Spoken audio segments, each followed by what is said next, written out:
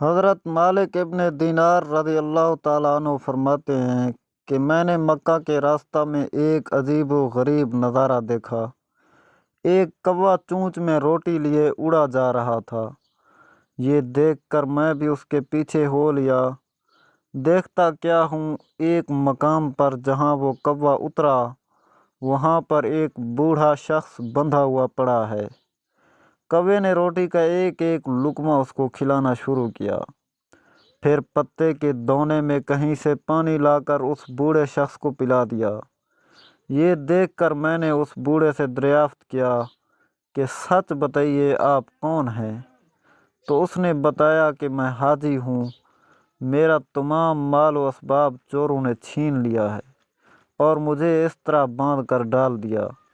آج 5 روز سے یہ کوا مجھے اسی طرح کھلا پلا جاتا ہے۔